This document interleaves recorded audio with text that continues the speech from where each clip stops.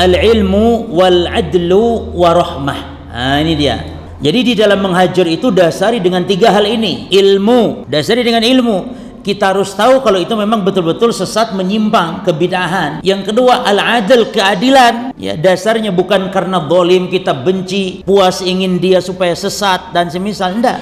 Supaya dia ingin kembali gitu cuma. Dan yang ketiga, rahmah, kasih sayang. Karena tadi seburuk-buruk bid'ah tetap jemaah dia itu masih koridornya muslim. Makanya kalau antum ditanya mana yang lebih baik, ahli bid'ah atau Yahudi, antum jangan berpikir Yahudi masih mending. Loh, keliru jemaah. Yahudi kafir jelas. Kalau ahli bid'ah muslim cuman sesat. Cuman dari segi bahaya terkadang ahli bid'ah ini lebih bahaya fitnahnya terhadap kaum muslimin daripada Yahudi. Tapi kalau disebut masalah status, ya ahli bidah lebih afdol daripada Yahudi. Ya enggak afdol sih maksudnya. Ya kalau harus memilih gitu cuma. Jadi lebih afdol dari yang terburuk adalah ahli bid'ah. Bagaimanapun satu kiblat masih sama kita bagaimanapun daripada Yahudi. Karena ada yang ekstrim, oh lebih baik Yahudi. Betul, kalau dalam masalah mudarat bisa jadi mudarat ahli bid'ah lebih besar dalam masalah yakni rusaknya agama ini. Karena orang Islam banyak yang tertipu dengan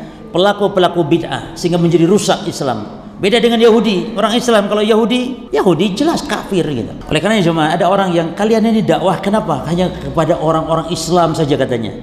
Berdakwah tauhid kepada orang Islam. Itu tuh ateis dakwahi katanya. Itu tuh Yahudi dakwahi.